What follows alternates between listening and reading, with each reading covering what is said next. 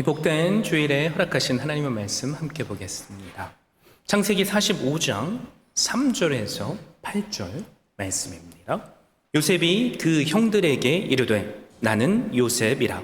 내 아버지께서 아직 살아 계시니까. 형들이 그 앞에서 놀라서 대답하지 못하더라.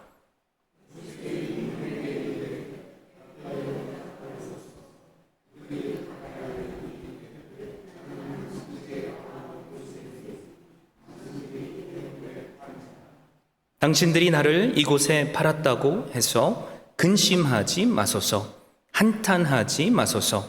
하나님이 생명을 구원하시려고 나를 당신들보다 먼저 보내셨나이다.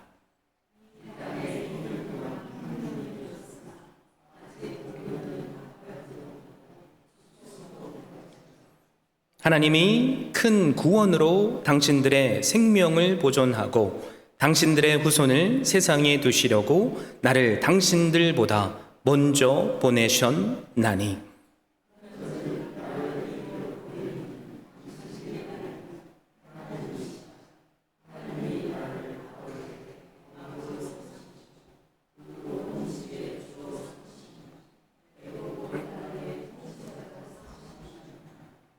아멘. 저는 이 귀한 주일에 주신 말씀을 힘입어서 하나님께서 하셨습니다 라는 제목으로 말씀을 증거하고자 합니다. 여러분, 장발장이라는 소설 다들 잘 아시죠? 원 제목은 레 미제라블입니다. 이 소설은 장발장이라는 주인공이 나오죠.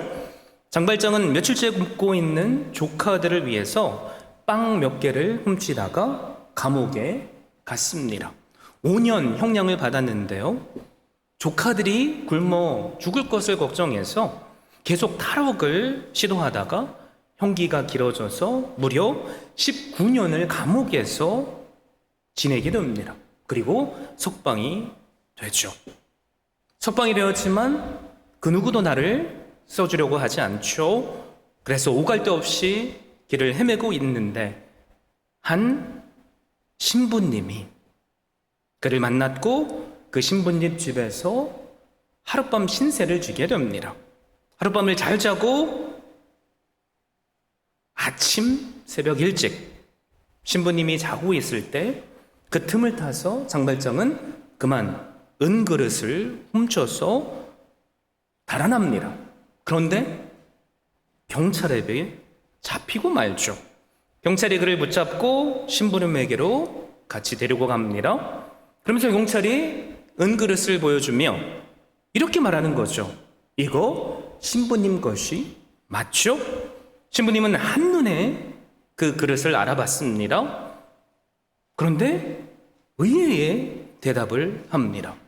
그 은그릇은 제 것이 분명히 맞습니다. 그런데 그 그릇은 이분이 훔친 것이 아니라 제가 드린 겁니다. 은초 때까지 가져가려고 했는데 이건 안 가져갔군요. 분명히 장발장은 은그릇을 훔쳤죠. 그런데 신부님은 자신이 준 것이라고 말합니다. 신부님은 사실을 말하지 않았습니다. 그렇죠? 그렇다면 신부님은 무엇을 말했을까요? 사실보다는 진실을 말했습니다. 여러분, 사실과 진실 들어보면 둘이 비슷할 것 같죠? 사실은 뭐예요? 눈에 보이는 현상대로 말하는 것입니다. 그런데 진실은 가슴에 담고 있는 것을 말하는 겁니다. 장발장은 은그릇을 훔쳤습니다. 그런데 신부님은 마음에 담고 있는 진실을 이야기하고 있습니다. 그 진실이 뭘까요? 난 불쌍한 저 사람에게 은그릇을 주고 싶다.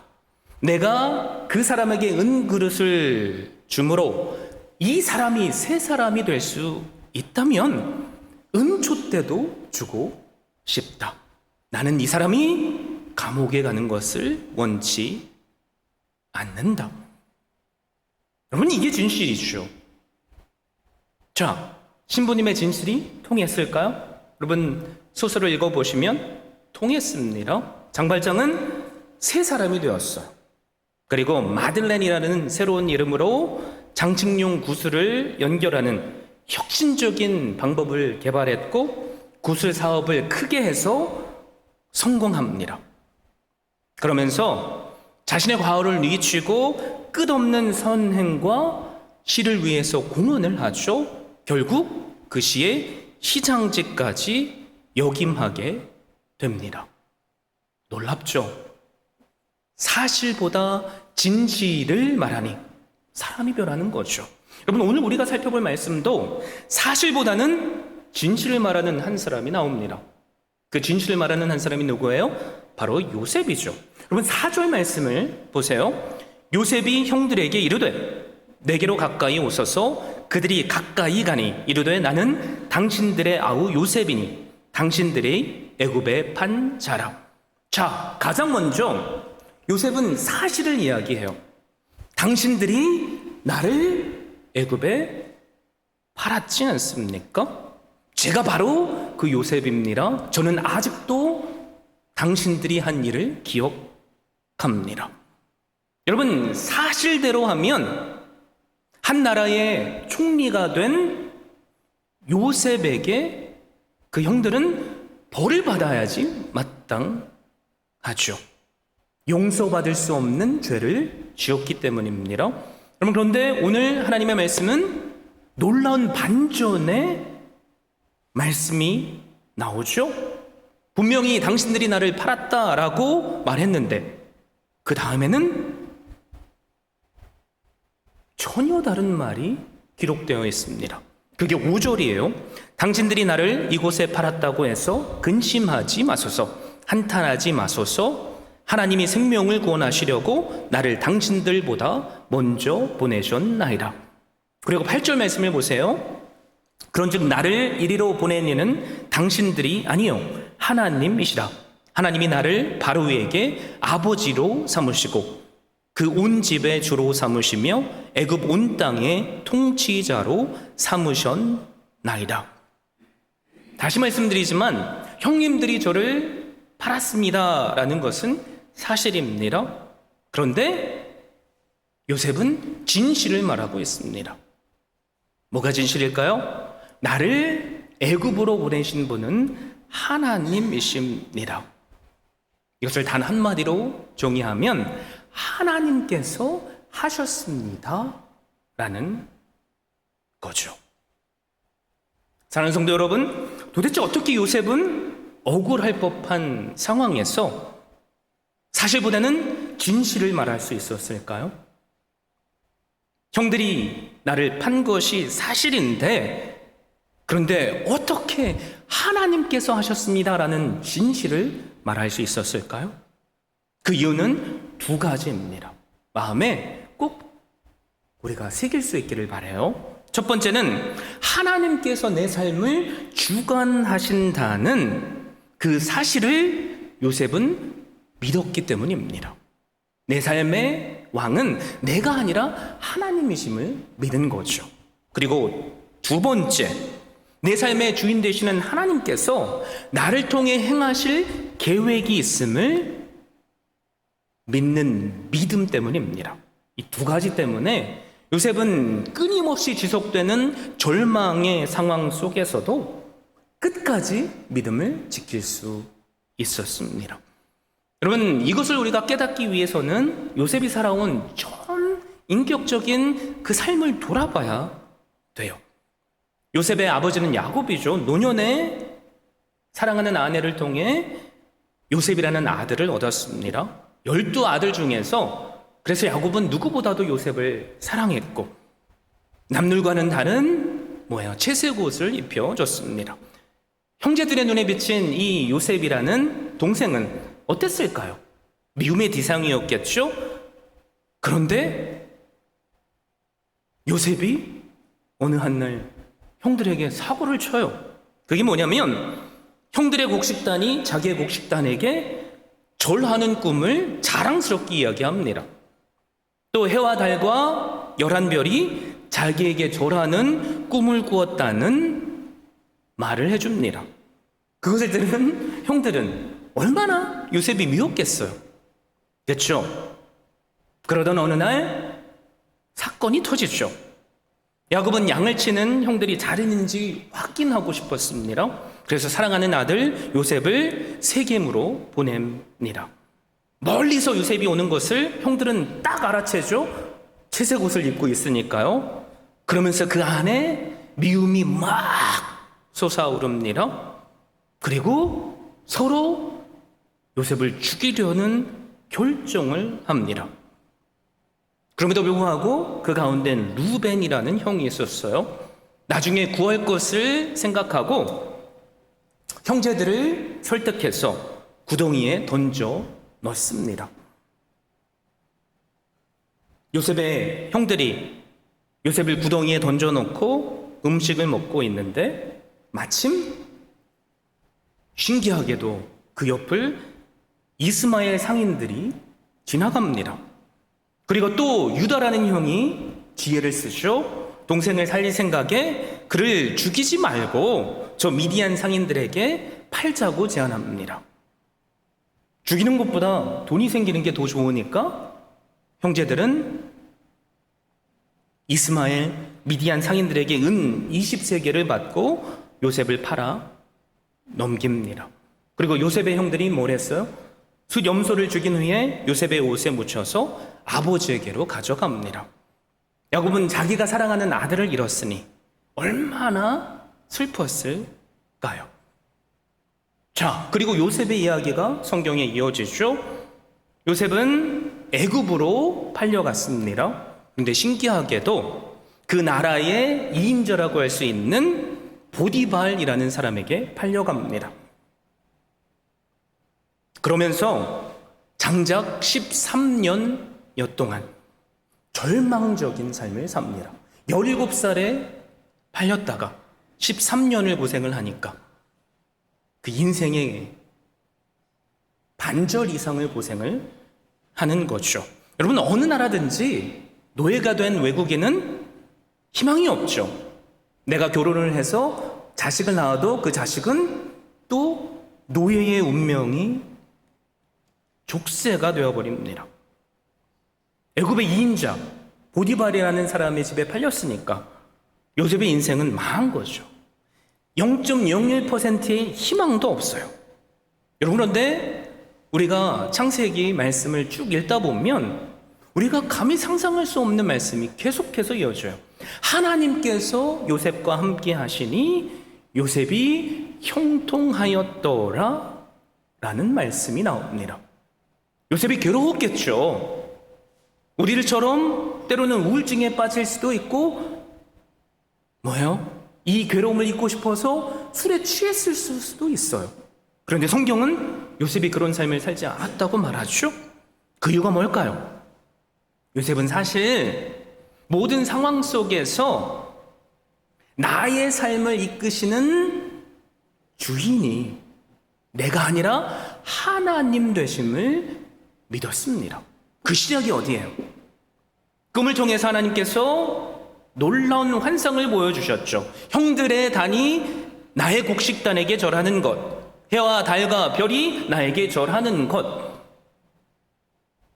그것을 요셉은 하나님께서 나에게 주시는 말씀으로 붙잡았던 거예요. 여러분, 우리에게도 그런 일이 일어나면 얼마나 좋을까요? 그렇죠? 여러분, 그런데 그런 일이 날마다 일어나고 있어요. 요셉이 살던 시대에는 우리처럼 완전한 하나님의 말씀이 주어진 시대가 아닙니다. 그러니까 하나님께서 말씀 대신에 꿈으로 보여주시는 거죠. 여러분, 그런데 우리에겐 하나님의 말씀이 있어요. 그래서 하나님의 말씀을 나에게 주시는 말씀으로 나도 붙잡을 수 있다면 하나님께서 내 삶을 요셉처럼 주관하시고 형통한 길로 인도하시는 그것을 우리도 경험할 수 있어요. 우리 성도 가운데 이런 고백을 하신 분의 말씀이 기억이 납니다. 저는 신앙이 좋고 나쁠 때가 계속 반복이 됐는데 그래도 여기까지 제가 올 수 있었던 이유는 여호와는 나의 목자시니 내게 부족함이 없으리로다 라는 그 말씀을 제가 평생 가운데 붙잡았기 때문입니다 라는 말씀을 해주셨어요. 여러분 얼마나 귀해요. 그 시편 기자의 말씀이 모든 사람들에게 보편적으로 주어지는 말씀인데 그것이 유독 나에게 주시는 말씀으로 붙잡으니까 내가 고난의 상황에 있을 때에도 나의 목자 되시는 하나님이 나를 인도하셔라는 그 믿음 때문에 그 고난을 이겨낼 수 있었던 거죠. 그래서 우리도 사실 오늘 사는 또 다른 요셉이 되어야만 합니다. 자, 내 자신에게 한번 자문해 보세요. 나는 하나님이 나의 삶을 주관하시는 나의 주인이심을 믿습니까? 아멘이십니까? 그러면 하나님이 나를 이끌어 가세요. 그리고 내가 고난의 상황에 떨어졌을지라도 나는 나 스스로를 포기하지 않습니다. 공황장애에 빠지지 않아요. 불면증에 시달리지도 않아요.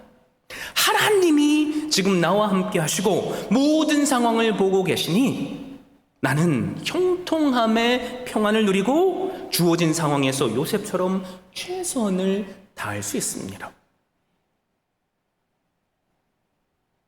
그러자 놀라운 일이 벌어지죠. 요셉이 보디발의 집에 있는 것 때문에 하나님은 요셉뿐만이 아니라 그 보디발의 집까지 복 주셨습니다. 영토인데 우리가 날마다 신실하게 하나님과 동행한다고 해서 우리에게 날마다 평안이 뒤따라오는 것은 아니에요. 사탄 마귀는 어떻게 하면 우리를 쓰러뜨릴까? 모든 수단과 방법을 동원해서 우리를 유혹합니다. 요셉에게 나타난 유혹은 뭐예요? 종으로서 신실하게 보디발이라는 주인을 섬겼으니 보디발이 그것을 보고 하나님께서 함께 하신다는 것을 깨닫고 요셉에게 그 집안 모든 일을 다 맡겨요. 그 집의 2인자가 된 거죠.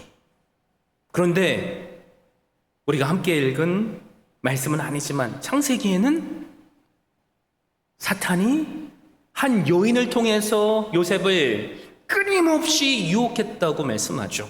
그 여인이 하필 누구예요? 내가 주인으로 모시는 보디발의 아내입니다.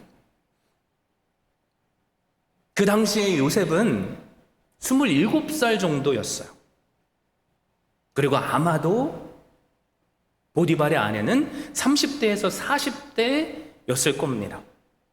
혈기왕성한 남녀가 서로를 성적으로 유혹하는데 여러분 안너바갈 사람이 어디 있겠어요? 끊임없이 유혹하죠. 그런데 성경은 뭐라고 말해요? 요셉은 하나님께서 나를 보고 계심을 알기에 그 유혹에 넘어가지 않았다라고 말씀합니다. 여러분 세상은 우리를 끊임없이 유혹해요. 그러면 우리가 어떻게 그 유혹을 이길 수 있죠? 내 능력으로요? 아니요. 우리도 이길 수 있는 방법이 있다면 하나님께서 지금 이 시간 나와 함께 하시고 나를 보고 계시다는 믿음이 있으면 우리는 그것을 이겨낼 수 있습니다. 그런데 사탄은 포기하지 않아요. 보디발의 아내도 포기하지 않죠? 이 보디발의 아내는 사실 요셉의 준수한 용모 때문에 반해서 유혹하고 있습니다. 그런데 여러분 요셉의 입장을 한번 보세요. 그 여인이 주인의 아내라는 점이 유혹거리가 됩니다. 자, 생각해 보십시오. 보디발의 아내는 자신을 자유인으로 만들어줄 수 있는 뭐예요? 힘이 있어요. 더 나아가서 나를 노예로 팔아버린 형들에게 원수를 갚아줄 수 있는 권세도 있습니다. 그런데 요셉은 아예 그 여인을 만나려고 조차 하지 않죠. 그런데 어느 한 날 그 여인이 꾀를 내요. 남편이 자리를 비웠을 때 다른 종들을 다 내보내고 요셉에게 나타나서 함께 침상으로 가자고 유혹합니다. 얼마나 유혹이 센지 뭐예요? 옷이 벗겨질 정도로.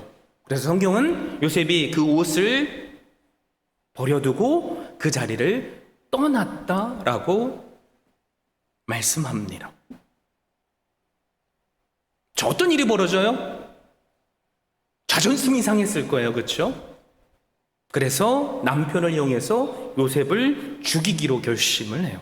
남편이 돌아옵니다. 요셉의 옷을 딱 보여주며 요셉이 나를 겁탈하려 했다고 거짓말을 하는 거죠.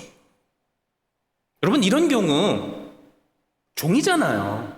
내가 신임을 해도 내 아내를 지금 어떻게 하려고 한 그 사람을 그냥 내버려 두겠어요? 근데 보디발은 놀라운 일을 하죠. 화를 내긴 냈지만 죽여야지 당연한데 요셉을 감옥에 가둡니다. 여러분, 이 상황조차도 하나님이 이끌어 가시는 거예요. 세상에는 보디발의 아내처럼 우리를 넘어뜨리려고 하는 교활한 자들이 있어요. 여러분, 그때에도 하나님은 그 상황을 보시고 계신다. 내가 믿음의 길을 가고 있다면 내가 죽임을 당해야지 맞을 그 상황도 하나님은 반전의 역사를 일으키셔서 나를 살리신다라는 믿음이 있기를 바랍니다. 그 믿음이 우리를 살게 하는 원동력이기에 그렇습니다. 요셉이 보디발의 아내의 유혹을 거절한 것은 분명히 잘한 거죠. 그런데 그 결과는 처참하죠. 감옥에 갇혀요. 얼마나 억울했을까요? 여러분이 만약에 요셉이라면 하나님이고 뭐고 다 포기하고 싶지 않겠어요? 그럼에도 불구하고 성경은 여전히 뭐라고 말씀하는지 아세요?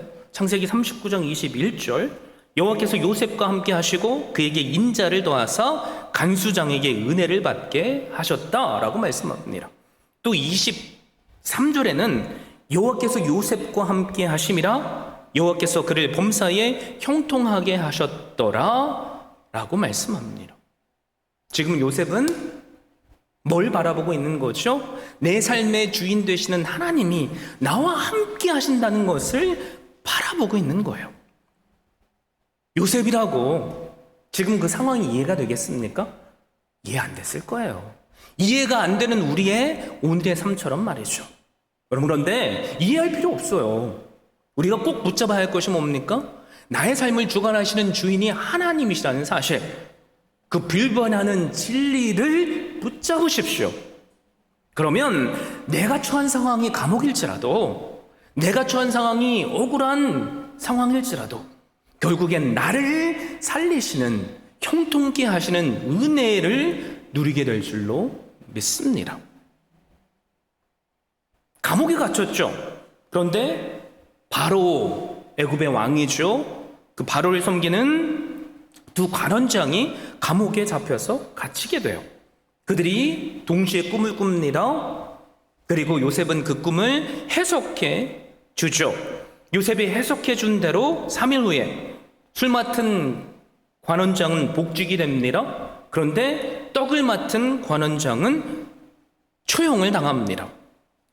술 맡은 관원장에게 요셉이 혹시 당신이 왕을 만나시면 저를 꼭 기억해 달라고 요청을 해요.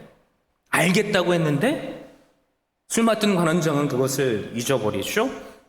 그러면서 얼마의 시간이 흐른지 아세요? 2년의 시간이 흘러요. 여러분, 그 2년의 시간은 어떤 시간일까요? 절망의 시간이었겠죠. 그 인생의 가장 힘들었던 시기였을 거예요. 여러분, 그런데 하나님은 여전히 요셉의 삶을 주장하고 계셨어요. 2년여가 지나서 애굽의 왕 바로가 꿈을 꾸죠. 두 가지 꿈입니다. 나일 강가에 그가 서 있었는데 난데없이 강에서 아주 아름답고 살이 찐 암소 7마리가 올라옵니다. 그 뒤를 따라 아주 흉측하게 마른 암소 7마리가 올라와서 그 흉측한 소들이 살찐 암소를 다 잡아먹습니다. 놀라서 꿈에 깨는 거죠. 그러면서 또 다른 꿈을 꿔요. 이번에는 한 가지의 7 이삭이 돋아납니다. 아주 튼튼하게 잘 자라서 풍성한 열매를 맺어요. 그런데 곧 이어서 동풍에 시든 것과 같은 아주 바짝 마른 7 이삭이 돋아나더니 먼저 나온 튼튼한 이삭들을 다 집어삼켜 버립니다. 어떻게 보면 둘이 비슷한 꿈이에요. 바로도 생각했겠죠. 아, 이거는 예사 꿈이 아니구나. 그래서 애굽의 모든 지혜자들과 점성술사들을 부릅니다. 그런데 문제는 뭐예요? 아무도 그것을 해석해 줄 수 있는 자가 없던 거죠. 요셉이 지금 깊은 절망 가운데 지내고 있는데 하나님은 뭐라고 계신 거예요? 요셉을 하늘의 별과 같이 반짝반짝 빛나게 모든 상황을 준비하신 겁니다. 술 맡은 관원장이 생각해보니까 내 꿈을 해석해 준 요셉이 기억나는 거죠. 그래서 요셉을 왕 앞에 부릅니다. 그리고 요셉은 그 꿈을 해몽해 줍니다. 정리해서 그 꿈이 말하는 게 뭐예요? 앞으로 7년 동안 풍년이 이어질 겁니다. 그런데 그 후에 7년 동안 그 풍년을 잊게 만드는 흉년이 이어질 겁니다. 그러니 왕이시여, 당신은 지혜로운 사람 한 사람을 세워서 그것을 대비하게 하십시오. 왕이 들으니까 마음이 얼마나 시원했겠어요. 그러면서 요셉에게 제안을 하죠.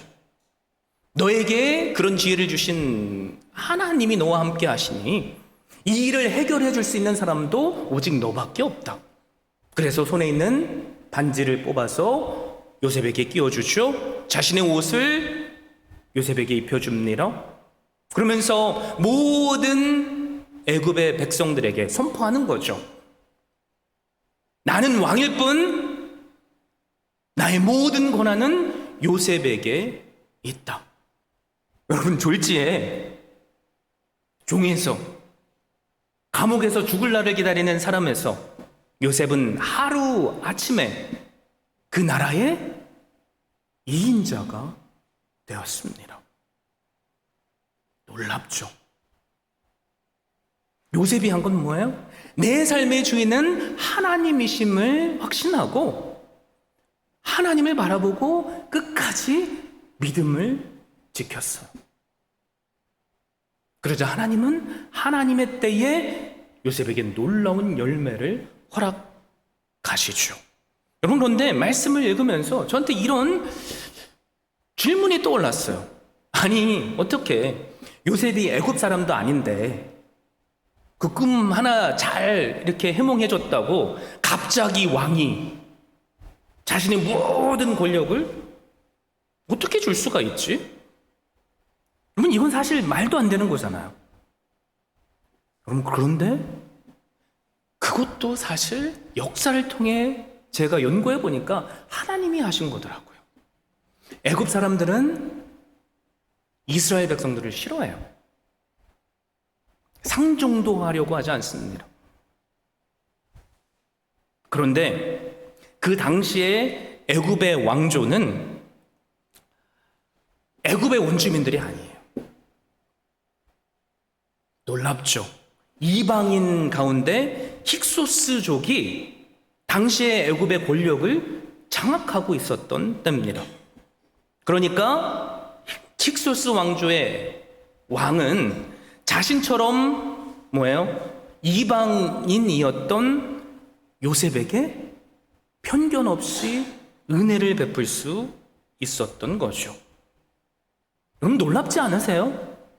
하나님은 우리 한 사람의 삶도 주관하시지만 모든 세상의 역사마저도 주장하시는 전지의 하나님이시죠. 그래서 돌아보니까 요셉은 이런 고백을 할 수 있었던 거예요. 여호와 이레의 하나님, 하나님께서 다 하셨습니다. 하나님께서 준비해 주셨습니다. 여러분, 세상에는 두 종류의 사람이 있어요. 어떤 사람은 내 삶의 주인이 나인 줄 착각하고 삽니다. 그러면 어떤 일이 벌어지는지 아세요? 내가 판단하고 내가 결정해서 그 책임을 내가 오롯이 져요. 여러분, 만약에 요셉이 내 인생의 주인이 나라고 확신하는 삶을 살았다면 어떻게 했을까요? 요셉이 눈에 불을 켜고 성공할 수 있는 계획을 세웠을 거예요. 스스로 자처해서 누구를 유혹해야지 맞나요? 보디발의 아내를 유혹해야지 맞죠. 잘만 유혹하면 하루아침에 신분 상승의 기회가 있는데, 안 그래요? 그런데 요셉은 어떤 삶을 살았다고요? 나의 삶의 주인이 하나님이심을 아는 삶을 살았습니다. 그러니까 날마다 하나님과 동행할 수 있었고요. 하나님은 그 요셉을 기뻐 받으시고 환경을 뛰어넘는 형통을 주신 거예요. 그리고 두 번째로, 요셉은 어떤 확신이 있었습니까? 하나님께서 나를 향한 계획이 있다는 것을 확신하는 삶을 살았습니다. 하나님의 계획, 사람의 입장에서 말하면 뭐예요? 나를 향하신 사명이 있다는 거죠. 그래서 하나님은 나를 먼저 애굽에 보내셔서 나를 통해서 당신들을 구원하시기 위해 하나님께서 보내주셨습니다 라고 고백하는 거예요. 나를 향한 계획이 있음을, 자신은 걸어온 길을 돌아보니까 그 사명이 있음을 깨닫은 거죠. 여러분, 언제 요셉이 그것을 깨달았을까요? 언제라고 생각하세요? 감옥에 있었을 때요? 애굽의 총리가 됐을 때요? 아니에요. 오늘 말씀에 형들이 와서 자신에게 무릎을 꿇고 엎드릴 때, 그때 깨달은 거예요. 바로 그 순간에 내가 과거에 꿈꿨던 그 꿈이 주마등처럼 지나가며 내가 살아온 인생이랑 겹치는 겁니다. 그러면서 깨달은 거죠. 아, 그래, 이 흉년 때문에 나의 사랑하는 아버지와 가족들은 죽을 위기에 있는데 하나님께서 나를 이 땅에 먼저 보내셔서 이들을 구원하게 하셨구나. 그러니까 요셉은 형들에게, 당신이 나를 바랐지만 사실은 그 모든 배후에는 하나님께서 하신 겁니다 라는 고백을 할 수 있었던 겁니다. 사랑하는 성도 여러분, 우리가 하나님께서 주시는 그 말씀을 나의 말씀으로 붙잡는다면 우리는 모든 순간에 절망하지 않고 하나님과 동행할 수 있어요. 더 나아가서 그 말씀 때문에 나에게 주어진 사명을 우리는 깨달을 수 있고요. 그 사명이 우리를 살게 합니다. 사실 하나님께서는 우리를 살려주시기 위해서 창세전부터 계획하셨어요. 예수 그리스도를 보내시기로요.